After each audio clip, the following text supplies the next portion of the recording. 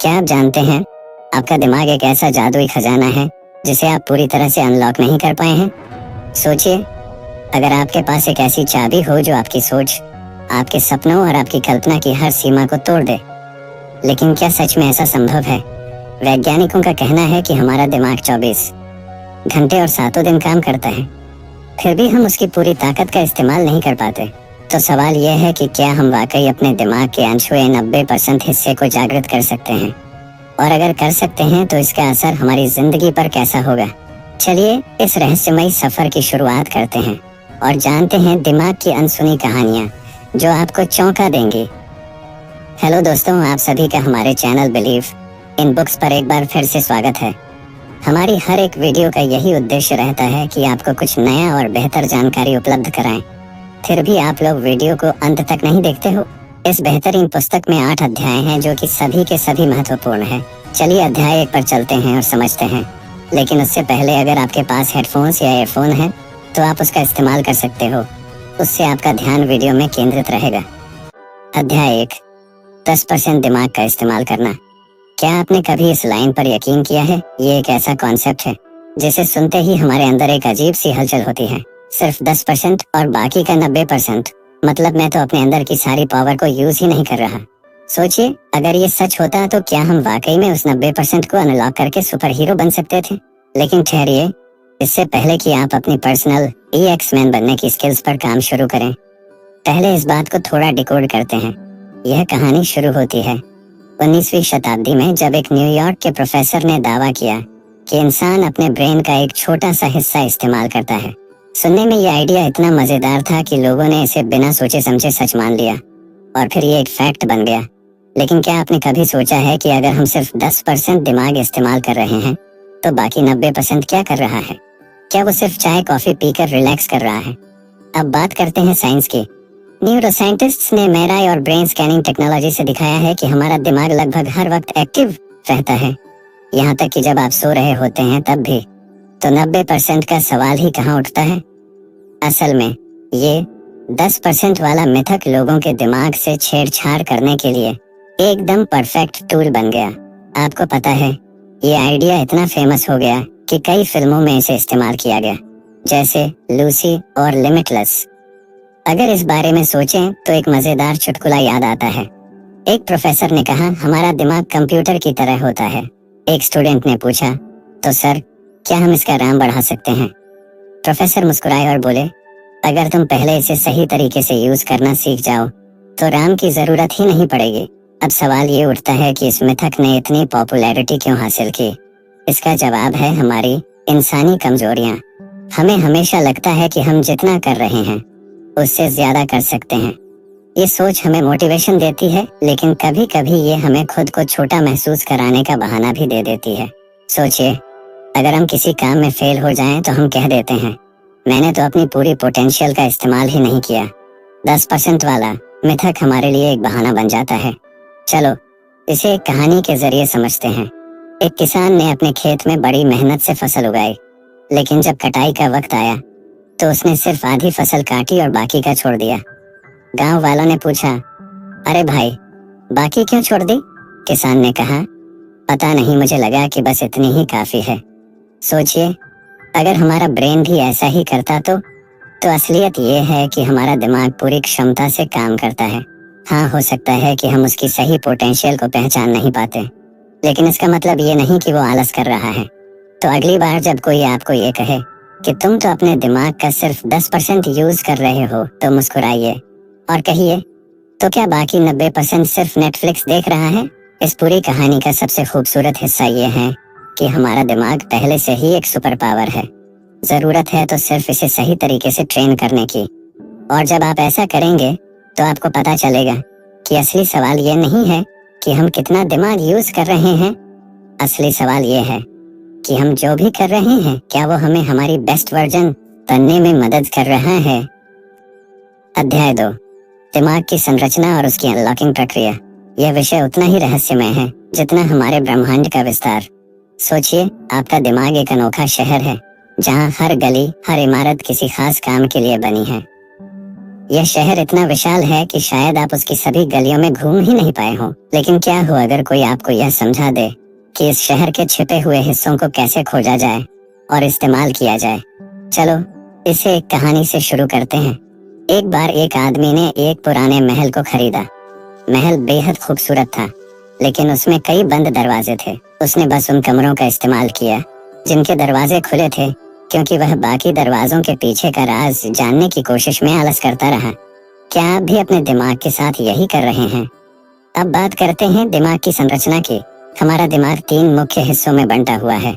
Survival brain, मस्तिष्क का प्राचीन हिस्सा, इमोशनल ब्रेन, भावनात्मक मस्तिष्क, और लॉजिकल ब्रेन, तार्किक मस्तिष्क। सर्वाइवल ब्रेन, जिसे रिप्टिलियन ब्रेन भी कहा जाता है, आपकी बुनियादी जरूरतों के लिए जिम्मेदार है, जैसे सांस लेना, खाना खाना और खतरों से बचना। सोचिए, अगर आपको रात को अचानक भूख लगती है और आप फ्रिज से कुछ उठाकर खाते हैं, यह आपके सर्वाइवल ब्रेन का काम है। इसके बाद आता है इमोशनल ब्रेन यानी लिम्बिक सिस्टम। जब आप किसी इमोशनल सीन को देखकर रोते हैं या जब आपको किसी पुरानी याद की वजह से खुशी मिलती है, तो यह इसी हिस्से का कमाल है। और फिर आता है लॉजिकल ब्रेन यानी नियोकॉर्टेक्स। यही वह हिस्सा है जो आपको एक्शन प्लान बनाना सिखाता है, समस्याओं को सुलझाने की ताकत देता है। अब सोचिए, जब ये तीनों हिस्से साथ मिलकर काम करते हैं तो हमारा दिमाग किसी सुपर कंप्यूटर से कम नहीं होता। लेकिन समस्या ये है कि हम अक्सर अपने दिमाग के इन हिस्सों का संतुलित उपयोग नहीं कर पाते। जैसे कभी आप सिर्फ इमोशनल होकर गलत फैसले ले लेते हैं और कभी इतना ज्यादा लॉजिकल हो जाते हैं कि अपनी भावनाओं को दबा देते हैं। सवाल है, क्या कोई तरीका है जिससे हम इन सभी हिस्सों को एक साथ अनलॉक कर पाएं? चलिए इसे समझने के लिए एक मजेदार चुटकुले की मदद लेते हैं। एक बार एक आदमी डॉक्टर के पास गया और बोला, डॉक्टर साहब, मेरे दिमाग का आधा हिस्सा कुछ सोचता है और दूसरा आधा सो रहा है।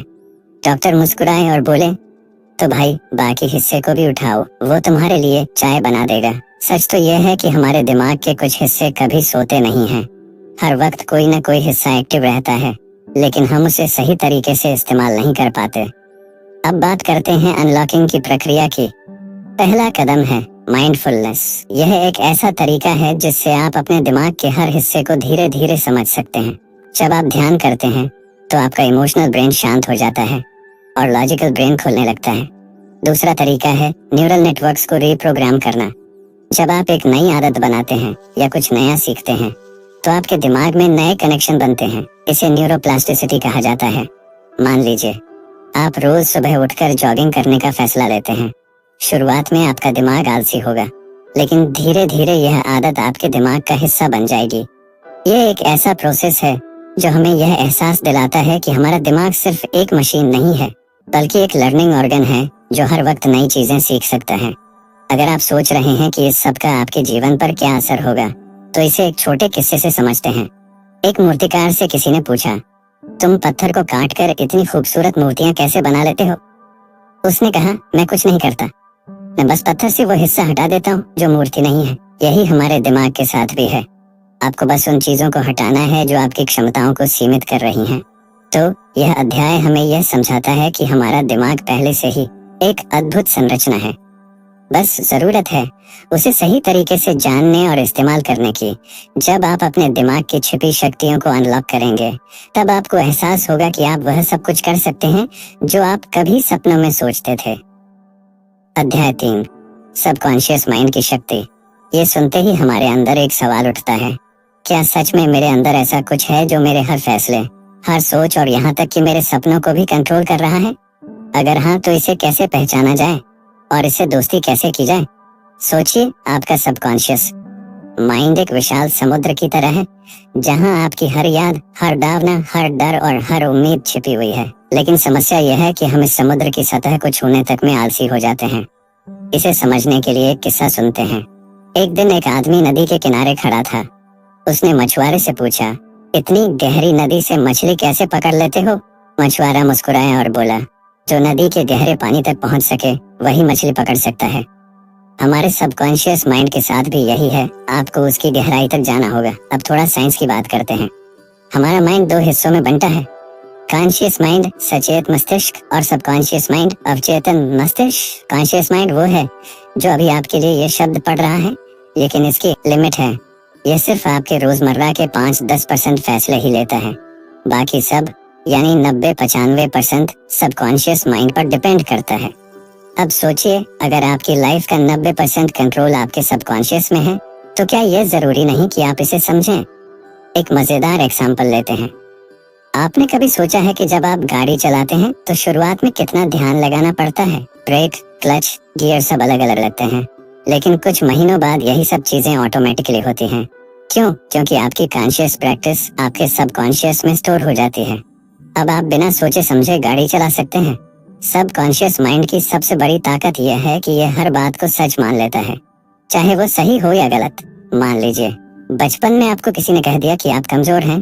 बार बार सुनने के कारण आपका सबकॉन्शियस माइंड इसे सच मान लेता है और आपकी पूरी लाइफ इसी सोच के इर्द गिर्द चलती है। लेकिन इसका उल्टा भी सही है। अगर आप इसे पॉजिटिव चीजें फीड करेंगे तो यह आपको असीम ताकत दे सकता है। अब इसे एक कहानी के जरिए समझते हैं। एक किसान ने अपने खेत में एक बड़ा पत्थर देखा। उसने सोचा, यह पत्थर मेरी फसल को बर्बाद कर देगा। उसने उसे हटाने की बजाय हर बार उसे देखकर चिंता की। एक दिन उसके बेटे ने उस पत्थर को उठाया और बाहर फेंक दिया। किसान ने पूछा, तुमने इसे कैसे उठाया? बेटा बोला, मैंने इसे सिर्फ एक पत्थर समझा, एक मुसीबत नहीं। यही फर्क है, आपका सबकॉन्शियस माइंड जैसा सोचता है वैसा ही आपको महसूस होता है। अब सवाल यह है कि सबकॉन्शियस माइंड को रिप्रोग्राम कैसे करें। पहला तरीका है ऑटो सजेशन। यह एक ऐसी तकनीक है जिसमें आप खुद को बार बार पॉजिटिव बातें दोहराते हैं, जैसे मैं स्ट्रांग हूँ, मैं सक्सेसफुल हूँ, मैं सक्सेसफुल हूँ। धीरे धीरे यह बातें आपके सबकॉन्शियस में स्टोर हो जाती हैं और आपकी सोच बदलने लगती है। दूसरा तरीका है विजुअलाइजेशन। मान लीजिए आप एक बड़ी कार खरीदना चाहते हैं। हर दिन सोने से पहले कुछ मिनट के लिए उस कार को अपने पास इमेजिन करें। महसूस करें कि आप उसे चला रहे हैं। आपका सबकॉन्शियस इसे एक सच मानने लगेगा और आपको उस दिशा में काम करने के लिए प्रेरित करेगा। एक शायरी यहाँ फिट बैठती है, दिमाग के इस खेल में हर जीत हार है तेरी, सबकॉन्शियस के राज समझ, यही है जिंदगी की चाबी। आखिर में सबकॉन्शियस माइंड को समझना ऐसा है जैसे आप अपने दिमाग का यूजर मैनुअल पढ़ रहे हो। जब आप इसे पढ़ना और समझना सीख जाते हैं तब आपको एहसास होता है कि जिंदगी में कुछ भी नामुमकिन नहीं, बस जरूरत है सही सोच और सही प्रोग्रामिंग की। तो क्या आप तैयार हैं अपने सबकॉन्शियस माइंड को अनलॉक करने के लिए? अध्याय 4, न्यूरोप्लास्टिसिटी, दिमाग को रिवायर करने की कला। कभी सोचा है कि हमारा दिमाग कितना लचीला है? ऐसा समझिए कि आपका दिमाग एक मिट्टी का बर्तन है। शुरुआत में ये नरम होता है, हर नई बात, नई सोच को तुरंत ग्रहण करता है। लेकिन समय के साथ जैसे बर्तन पक जाता है, वैसे ही हमारा दिमाग भी कुछ खास रास्तों, न्यूरल पाथवेज में ढल जाता है। अब सवाल उठता है, क्या इसे दोबारा रिवायर किया जा सकता है? जवाब है हाँ, न्यूरोप्लास्टिसिटी के जरिए। चलो इसे एक छोटी कहानी से समझते हैं। एक गांव में एक कुम्हार था। उसने गलती से एक मिट्टी के घड़े को टेढ़ा बना दिया। उसे लगा कि अब यह घड़ा किसी काम का नहीं, लेकिन तभी उसकी दादी ने कहा, इसे पानी में भिगो कर देखो, ये फिर से नरम हो जाएगा। उसने वैसा ही किया और वो घड़ा नया बन गया। ठीक इसी तरह हमारा दिमाग भी लचीला होता है। उम्र चाहे कितनी भी हो, अगर सही तरीके अपनाए जाएं, तो इसे बदला जा सकता है। हमारे दिमाग में अरबों न्यूरॉन्स, नर्व सेल्स होते हैं जो मिलकर एक न्यूरल नेटवर्क बनाते हैं। जब आप कुछ नया सीखते हैं, जैसे कोई भाषा या कोई नया स्किल, तो आपके दिमाग में नए कनेक्शन बनते हैं। इसे ही न्यूरोप्लास्टिसिटी कहते हैं। लेकिन अगर आप कोई आदत बार बार दोहराते हैं तो वही कनेक्शन और मजबूत हो जाते हैं। इसे हैबिट लूप कहते हैं। सोचिए, अगर कोई रोज कहे मुझे कुछ नहीं आता, तो उसका दिमाग इसी सोच को अपना लेगा। लेकिन अगर वही इंसान कहे मैं हर दिन बेहतर हो रहा हूँ, तो ये सोच एक नए कनेक्शन को जन्म देगी। न्यूरोप्लास्टिसिटी आपको इस बात की ताकत देती है कि आप अपने दिमाग को दोबारा डिजाइन कर सकते हैं, चाहे आप 15 साल के हों या 50 के। अब बात आती है न्यूरोप्लास्टिसिटी को कैसे सक्रिय करें। पहला तरीका है रिपीटेशन। जब आप किसी नई आदत को बार बार दोहराते हैं, तो दिमाग उसे अपनी डिफॉल्ट सेटिंग बना लेता है। मान लीजिए आप सुबह उठते ही मोबाइल चेक करते हैं। अब अगर आप इसे बदलना चाहते हैं, तो इसके बदले एक नई आदत डालें, जैसे मेडिटेशन करना। शुरुआत में यह मुश्किल लगेगा, लेकिन कुछ हफ्तों में आपका दिमाग इस नए पैटर्न को अपना लेगा। दूसरा तरीका है चैलेंजिंग योर ब्रेन। दिमाग को नई चुनौतियां देना उसे एक्टिव और लचीला बनाए रखता है।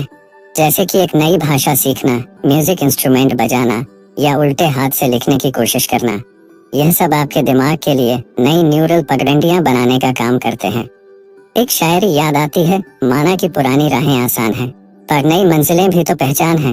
दिमाग को बदल, नए कनेक्शन बना, जो सपने सोचे हैं उन्हें साकार कर दिखा।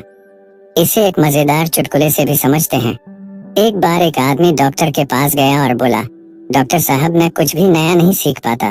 डॉक्टर ने कहा, क्या आपने कोशिश की? आदमी बोला, हाँ, पर मैं एक ही दिन में सब कुछ सीखना चाहता हूँ। डॉक्टर ने हंसते हुए कहा, भाई दिमाग कोई फास्ट फूड ऑर्डर नहीं है, इसमें टाइम लगता है।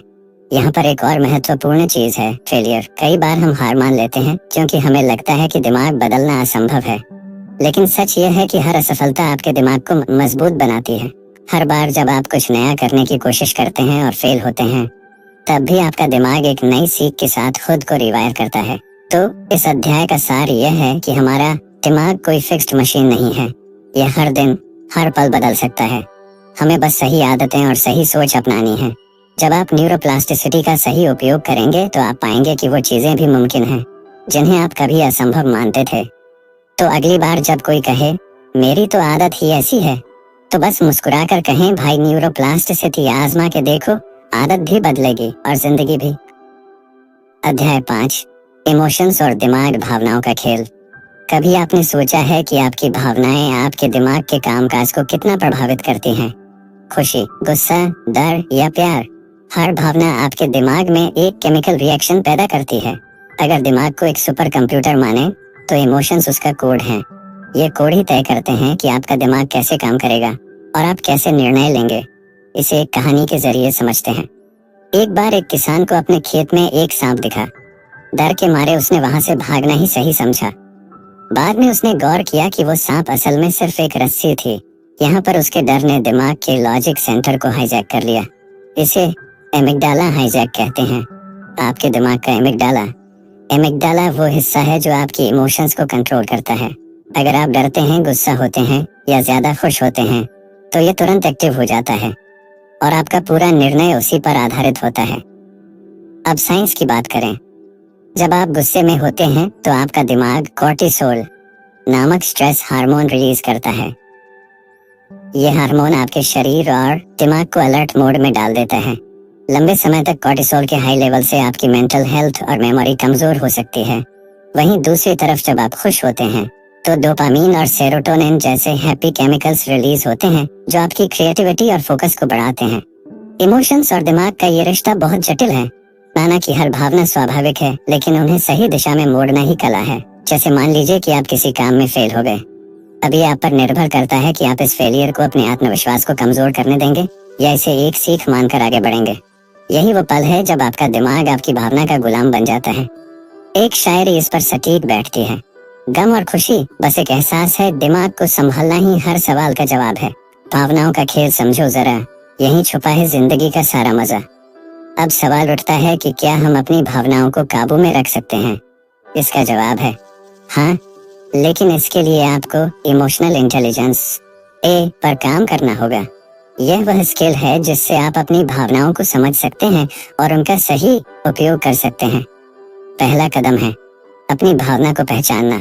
जैसे जब आप गुस्सा महसूस करते हैं तो एक सेकंड रुकें और अपने आप से पूछें, क्या यह भावना सही समय पर आ रही है? क्या यह मुझे या दूसरों को नुकसान पहुंचा रही है? ऐसा करने से आपका दिमाग रिएक्ट करने की बजाय रिस्पॉन्ड करना शुरू कर देगा। दूसरा तरीका है माइंडफुलनेस। जब आप माइंडफुलनेस प्रैक्टिस करते हैं, जैसे मेडिटेशन या गहरी सांस लेना, तो यह आपके दिमाग को शांत करता है। इससे आपका एमिगडाला कम एक्टिव होता है और आपका लॉजिक सेंटर प्रीफ्रंटल कॉर्टेक्स ज्यादा एक्टिव होता है। एक मजेदार चुटकुला सुनिए। एक आदमी से पूछा गया, तुम इतने शांत कैसे रहते हो? आदमी ने जवाब दिया, जब गुस्सा आता है तो मैं अपनी पत्नी की बात मान लेता हूँ। हंसिए मत, लेकिन गहराई में यह बताता है कि जब आप अपने ईगो को शांत करते हैं तो आपकी भावना पर काबू करना आसान हो जाता है। भावनाओं को समझने का एक और तरीका है जर्नलिंग। जब भी आप गुस्सा, दुख या तनाव महसूस करें तो उसे लिख लें। इससे आपका दिमाग हल्का महसूस करता है और आप अपने इमोशंस को बेहतर तरीके से एनालाइज कर पाते हैं। इस अध्याय का सार यही है कि भावनाएं आपके सबसे बड़े दुश्मन भी हो सकती हैं और सबसे अच्छे दोस्त भी। यह पूरी तरह आप पर निर्भर करता है कि आप उन्हें कैसे इस्तेमाल करते हैं। तो अगली बार जब आपका दिमाग गुस्से या डर से भर जाए तो एक पल रुकें, मुस्कुराएं और खुद से कहें, मैं अपनी भावना को कंट्रोल करता हूँ, भावना मुझे नहीं। यही सही मायने में इमोशंस और दिमाग का खेल जीतने का मंत्र है। दोस्तों, हमारा एक व्हाट्सएप ग्रुप है जिसमें 800 से भी अधिक सदस्य जुड़े हुए हैं। अगर आप भी जुड़ना चाहते हैं तो मैंने डिस्क्रिप्शन में लिंक दे रखी है, ज्वाइन कर लेना।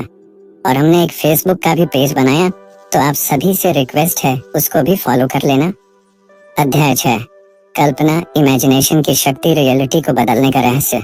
क्या आप जानते हैं कि आपका दिमाग असलियत और कल्पना, इमेजिनेशन में फर्क नहीं कर पाता। अगर आप किसी चीज की कल्पना करते हैं तो आपका दिमाग उसे वैसा ही मानने लगता है जैसे वह सच में हो रहा हो। यही कारण है कि बड़े बड़े विचारक, वैज्ञानिक और कलाकार अपनी कल्पना से दुनिया बदलते आए हैं। कल्पना वह जादू है जो आपके वर्तमान को बदलकर आपके भविष्य को गढ़ सकती है। एक कहानी सुनिए। एक बार एक छोटे से गांव में एक बच्चा था जो हर रोज आसमान में उड़ने वाले पक्षियों को देखता था और सोचता था कि काश मैं भी उड़ पाता। उसके दोस्त हंसते थे, कहते थे कि इंसान कभी उड़ नहीं सकता। लेकिन उस बच्चे ने अपनी कल्पना को हकीकत बनाने का फैसला किया। वो बच्चा था राइट ब्रदर्स में से एक। उनकी कल्पना से इंसान को हवाई जहाज मिला। हमारे दिमाग का सबसे दिलचस्प हिस्सा है विजुअलाइजेशन। जब आप किसी चीज की गहराई से कल्पना करते हैं तो आपका दिमाग उसे सच मानने लगता है। यही कारण है कि बड़े एथलीट्स और मोटिवेशनल स्पीकर्स विजुअलाइजेशन टेक्निक का इस्तेमाल करते हैं। उदाहरण के लिए, अगर आप खुद को एक सक्सेसफुल इंसान के रूप में सोचते हैं, सूट पहने, कॉन्फ्रेंस में भाषण देते हुए, तो आपका दिमाग इसे असलियत बनाने के लिए काम करना शुरू कर देता है। लेकिन यह इतना आसान नहीं है। कल्पना के साथ सही सोच और सही मेहनत जुड़नी चाहिए। सिर्फ यह सोचने से कि आप अमीर बन जाएंगे कुछ नहीं होगा। आपको उस दिशा में कदम भी बढ़ाने होंगे। कल्पना की शक्ति का एक और पहलू है समस्याओं का समाधान। जब आप किसी समस्या को हल करने में असमर्थ महसूस करते हैं तो कल्पना का सहारा लें। खुद को समस्या के हल को खोजते हुए देखिए। दिमाग में नई आइडिया और नए रास्ते खुद ब खुद आने लगेंगे। एक शायरी है जो इस पर पूरी तरह फिट बैठती है। सोच को उड़ा दे परिंदों की तरह, कल्पना से पार कर ले हर पहाड़। दिमाग की शक्ति को पहचान, सपनों को हकीकत बना। कल्पना और रियलिटी का यह रिश्ता साइंस भी साबित करता है। एमआरआई स्कैन से यह पता चला है कि जब आप किसी चीज की कल्पना करते हैं तो दिमाग का वही हिस्सा एक्टिव होता है जो उस चीज को असलियत में करने पर एक्टिव होता है। उदाहरण के लिए, अगर आप सोचते हैं कि आप दौड़ रहे हैं तो आपका मोटर कॉर्टेक्स, जो शरीर को मूव करने का काम करता है, सक्रिय हो जाता है। अब सवाल उठता है, क्या हम अपनी कल्पना को पावरफुल बना सकते हैं? जवाब है हाँ। पहला तरीका है डीप मेडिटेशन। जब आप शांत होकर अपनी सांसों पर ध्यान देते हैं तो आपका दिमाग अल्फा स्टेट में चला जाता है। इस अवस्था में आपकी कल्पना की शक्ति कई गुना बढ़ जाती है। दूसरा तरीका है ड्रीम जर्नलिंग। अपने सपनों को लिखें।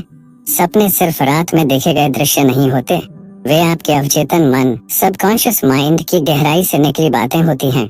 जब आप इन्हें रिकॉर्ड करते हैं तो आप अपनी कल्पना को बेहतर तरीके से समझ सकते हैं और उसे नियंत्रित कर सकते हैं। कल्पना को समझने के लिए एक मजेदार चुटकुला सुनिए। एक आदमी हमेशा अपनी बीवी से कहता था, मैं करोड़पति बन जाऊंगा। बीवी ने पूछा, कैसे? आदमी ने कहा, बस दिन रात इसकी कल्पना करता हूँ। बीवी ने जवाब दिया, तो सपने में से थोड़ा टाइम निकाल कर काम भी कर लो। इस मजाक में गहरी सच्चाई छुपी है। कल्पना आपको दिशा दिखा सकती है, लेकिन उसे हकीकत बनाने के लिए मेहनत करनी पड़ेगी। कल्पना की शक्ति का सही इस्तेमाल करते समय एक बात याद रखें, कल्पना सिर्फ भविष्य बनाने का साधन नहीं है, यह आपके आज को भी खूबसूरत बना सकती है। जब आप खुद को एक बेहतर इंसान के रूप में सोचते हैं तो आप आज ही उस दिशा में कदम उठाना शुरू कर देते हैं। तो अगली बार जब कोई कहे कि यह असंभव है तो अपनी कल्पना का सहारा लें और खुद से कहें, जो मैं सोच सकता हूँ वो मैं कर सकता हूँ। यही दिमाग की असली ताकत है। अध्याय 7, माइंडफुलनेस, दिमाग को वर्तमान में लाने की कला। क्या आपने कभी महसूस किया है कि आपका दिमाग अक्सर या तो अतीत में उलझा रहता है या भविष्य की चिंता में डूबा रहता है? यही वो कारण है जिससे हम अपने आज का पूरा आनंद नहीं ले पाते। माइंडफुलनेस वह शक्ति है जो आपके दिमाग को वर्तमान क्षण में वापस लाती है और इसे पूरी तरह जागरूक बनाती है। यह न केवल आपको तनाव से राहत देती है, बल्कि आपकी मानसिक क्षमता को भी बढ़ाती है। एक छोटी सी कहानी सुनते हैं। एक बार एक संत से किसी ने पूछा, आप हमेशा शांत और खुश कैसे रहते हैं? संत ने मुस्कुराते हुए कहा, मैं जब खाता हूँ तो केवल खाता हूँ, जब चलता हूँ तो केवल चलता हूँ, जब सोता हूँ तो केवल सोता हूँ। सुनने में ये साधारण बात लगती है, लेकिन इसके पीछे माइंडफुलनेस का गहरा राज छुपा है। जो भी करें पूरे दिल और दिमाग से करें। माइंडफुलनेस के पीछे का साइंस भी उतना ही दिलचस्प है। जब आप माइंडफुल होते हैं तो आपका दिमाग प्रीफ्रंटल कॉर्टेक्स को ज्यादा एक्टिव कर देता है। यह वह हिस्सा है जो निर्णय लेने, फोकस बनाए रखने और भावनाओं को कंट्रोल करने का काम करता है।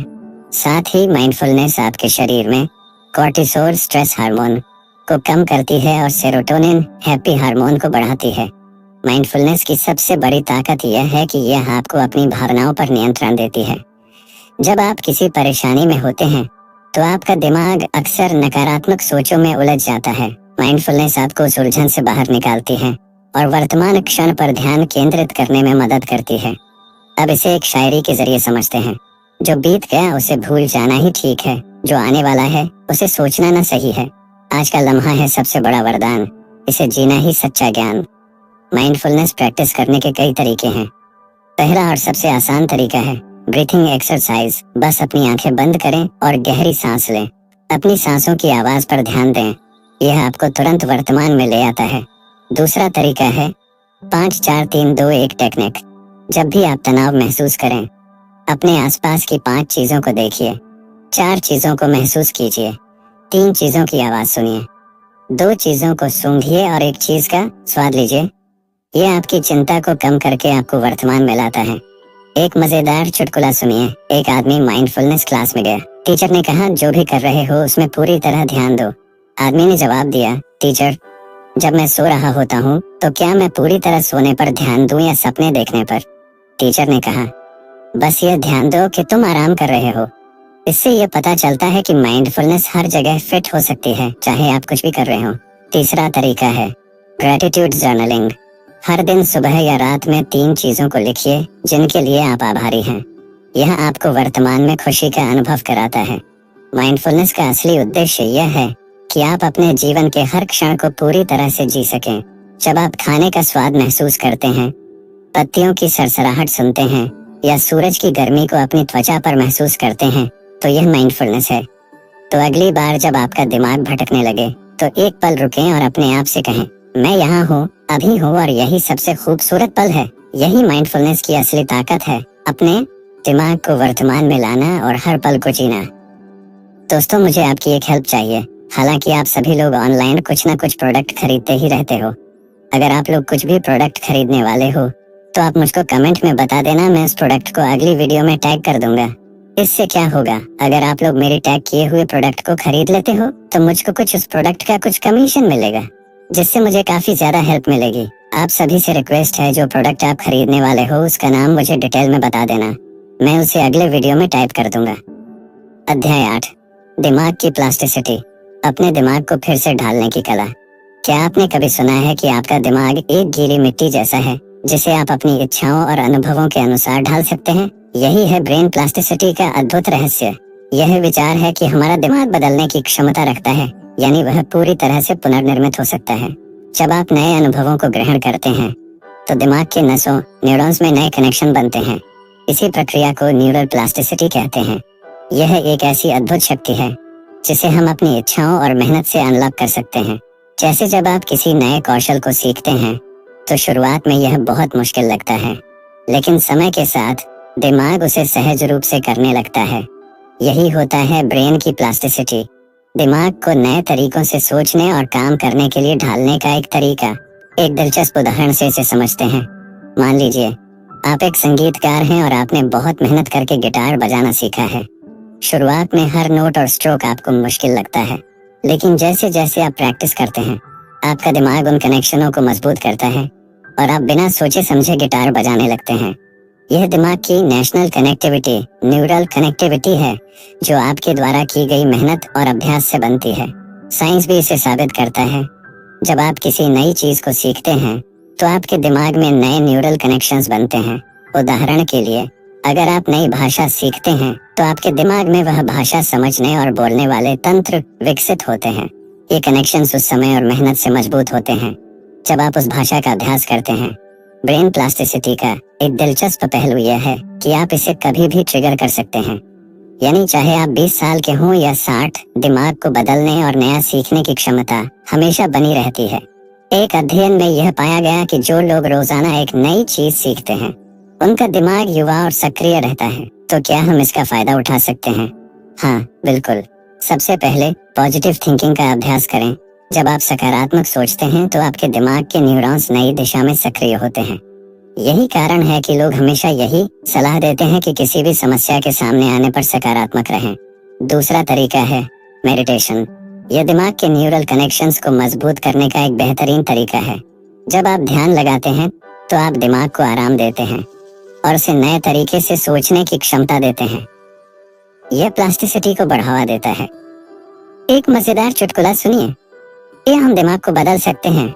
संत ने मुस्कुराते हुए कहा, क्या तुम जानते हो कि तुम्हारा दिमाग हर दिन नए विचारों से भरा होता है? आदमी ने कहा, हाँ। संत ने कहा, तो फिर वह पुराना दिमाग कहाँ गया? यह चुटकुला यह समझाने का एक तरीका है कि दिमाग हर दिन नए तरीके से ढलता रहता है, बस हमें उसकी शक्ति का सही इस्तेमाल करना आना चाहिए। ब्रेन प्लास्टिसिटी का एक और पहलू है फिजिकल एक्सरसाइज। शारीरिक गतिविधियां जैसे दौड़ना या योग आपके दिमाग के न्यूरल कनेक्शंस को और भी मजबूत करती हैं। यह आपको सिर्फ शारीरिक रूप से फिट नहीं करता बल्कि मानसिक रूप से भी तैयार करता है। आपका दिमाग वाकई एक अद्भुत उपकरण है। उसे समझकर और सही तरीके से ढालकर आप अपनी सोच, कार्य और जीवन की दिशा को बदल सकते हैं। जैसा कि एक पुरानी कहावत है, जिसे आप बनाना चाहते हैं वही आप बन सकते हैं। तो क्यों ना आप अपने दिमाग को उसी तरह ढालें जैसा आप चाहते हैं। ब्रेन की प्लास्टिसिटी को समझकर आप न केवल अपने दिमाग की ताकत बढ़ा सकते हैं बल्कि अपने जीवन को भी बदल सकते हैं। अपनी सोच में बदलाव, नए विचार और नए अनुभवों को अपनाएं और देखिए कैसे आपका दिमाग आपकी मदद करता है। निष्कर्ष, दिमाग की अनलॉकिंग, असीमित संभावनाओं का रास्ता। इस यात्रा के दौरान हमने यह देखा कि हमारा दिमाग एक शक्तिशाली और अद्भुत उपकरण है जो अपनी पूरी क्षमता को अनलॉक करने के लिए केवल सही दिशा और प्रयास की आवश्यकता है।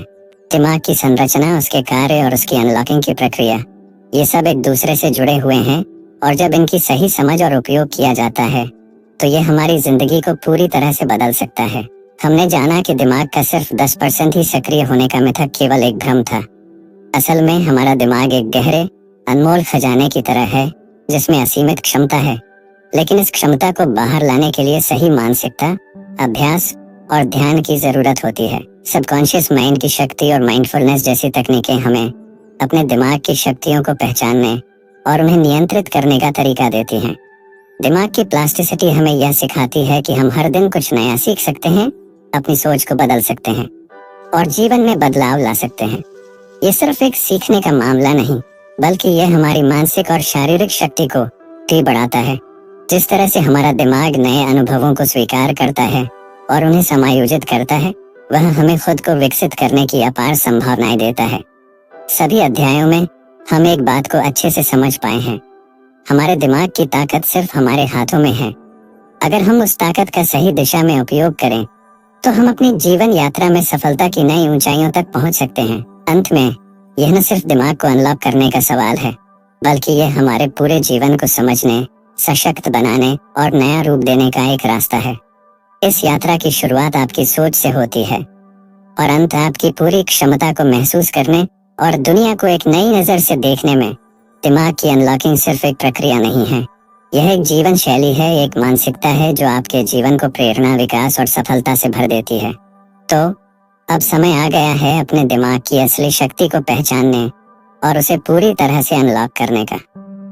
आगे बढ़िए और अपने दिमाग को ऐसी दिशा में विकसित कीजिए जिससे न केवल आप बल्कि पूरी दुनिया आपकी शक्ति को महसूस कर सके। दोस्तों, मैंने अपनी पूरी वीडियो में आपसे लाइक, सब्सक्राइब करने के लिए नहीं कहा। मैंने सोचा अगर मैं बोलूंगा तो शायद आप डिस्टर्ब हो सकते हो। दोस्तों, अगर आपको सचमुच में ये वीडियो अच्छी लगी हो तो यार इस वीडियो को एक लाइक, मैं मानता हूँ आपके लिए लाइक करना कोई मायने नहीं रखता है, लेकिन दोस्तों मैं दिल से कह रहा हूँ ऐसे वीडियो बनाने में बहुत मेहनत और समय लगता है। अगर आप लोग लाइक कर देते हो तो मुझे लगता है कि मेरी मेहनत किसी के काम आई और अगर आप कमेंट करके मुझे मोटिवेट करना चाहते हो तो आपका कमेंट में स्वागत है। धन्यवाद दोस्तों, आपने वीडियो को लाइक कर दिया होगा। जो भी मेरी इस वीडियो को यहाँ तक देख रहा है उसके लिए दिल से धन्यवाद। और मैं ऊपर वाले से कामना करूंगा कि जो भी आपकी इच्छाएं हैं वह जल्दी से जल्द आपको प्राप्त हो जाए। क्या आप मेरी इस पहेली का उत्तर दे सकते हैं? ऐसी कौन सी चीज है जो जितनी ज्यादा इस्तेमाल करो उतनी ही तेज होती जाती है? सभी लोग अपना उत्तर कमेंट में लिखो। चलिए दोस्तों, मिलते हैं किसी एक और नई वीडियो में। जब तक के लिए खुश रहिए, अपने परिवार को हमेशा खुश रखें। जय हिंद।